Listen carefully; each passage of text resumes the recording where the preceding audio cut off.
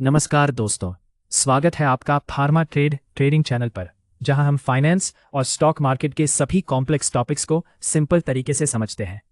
अब आप इस चार्ट को देखिए, जिसमें प्राइस एक स्ट्रॉन्ग मूव के साथ ऊपर गया है और इस रेजिस्टेंस लेवल को ब्रेकआउट कर दिया है। अब जो 90% रिटेलर्स होते हैं, वे यहां पर ये देखते हैं कि मार्केट ने स्ट्रॉन्ग मूव के साथ रेजिस्टेंस को ब्रेकआउट दिया हुआ है। इसका मतलब है कि प्राइस यहां से और ऊपर जाने वाला है।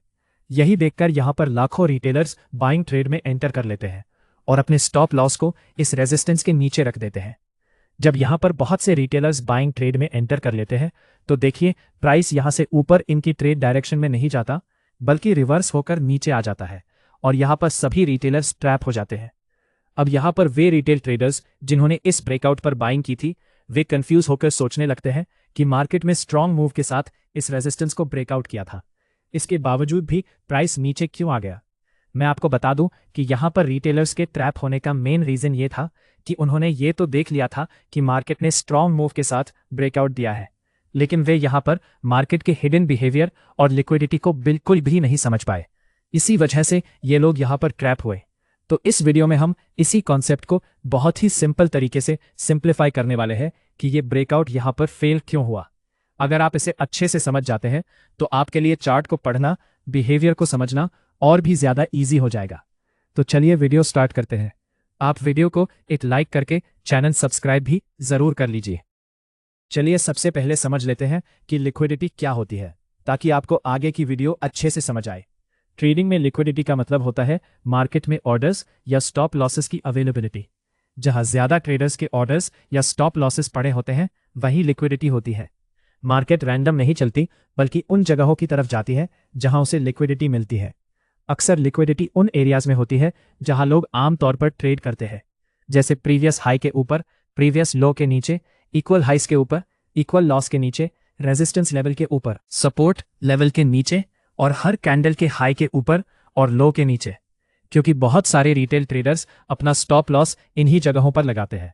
जैसे मान लीजिए कि यहां पर एक सपोर्ट लेवल बना हुआ है और जब प्राइस दोबारा इस सपोर्ट लेवल पर आता है, तो यहां पर बहुत सारे रिटेलर्स बाइंग करते हैं और वे लोग अपना स्टॉप लॉस सपोर्ट लेवल के नीचे रखते हैं।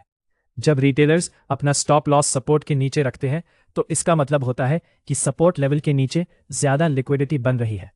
अब अगर स्मार्ट मनी को बाइंग करनी होती है, तो स्मार्ट मनी या बिग प्लेयर्स को अपनी बड़ी ट्रेड्स को एग्जीक्यूट करने के लिए ज्यादा ऑर्डर्स की जरूरत होती है। इसीलिए वे प्राइस को इन लिक्विडिटी एरियाज तक ले जाते हैं। जब प्राइस वहां पहुंचता है, तो पहले स्टॉप लॉस हिट होते हैं, जिसे स्टॉप हंट या लिक्विडिटी गैप कहा जाता है।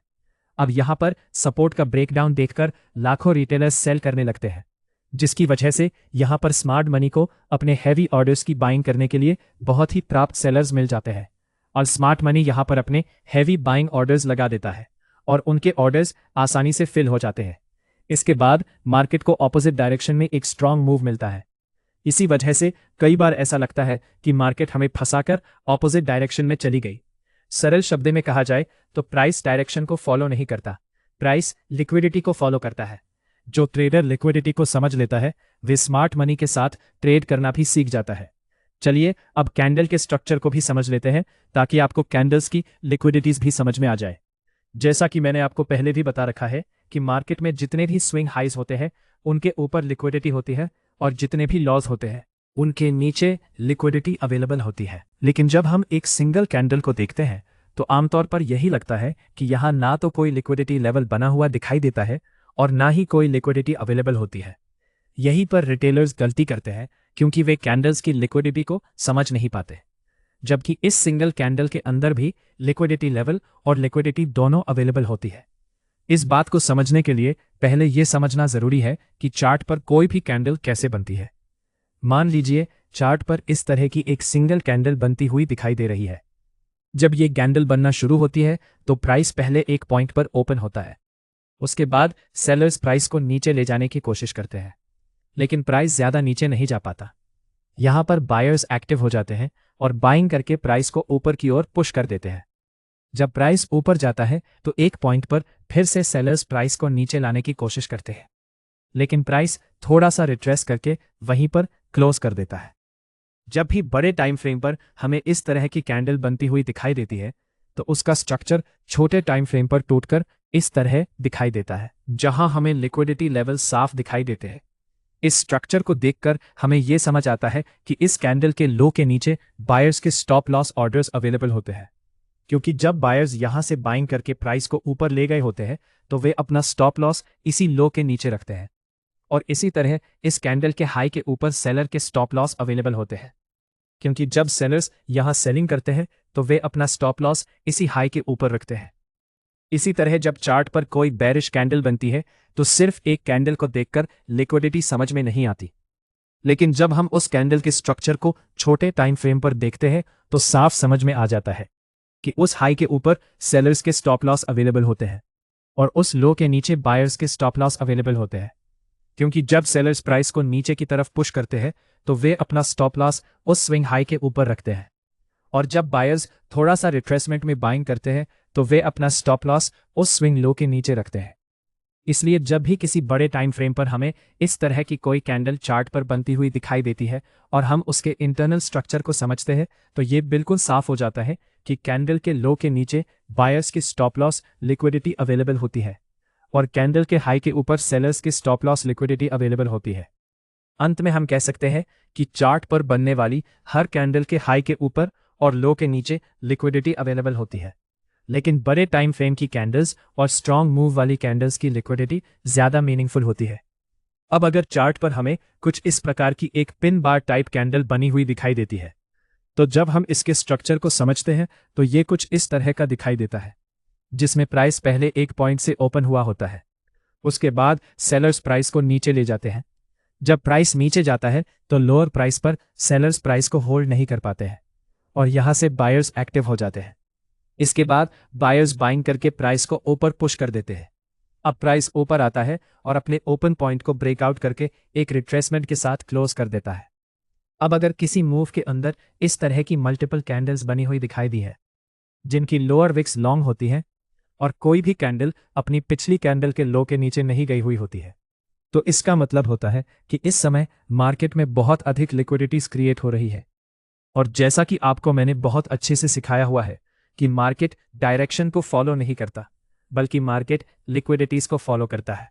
यानी जहां पर अधिक लिक्विडिटीज होती हैं प्राइस उसी दिशा में मूव करता है।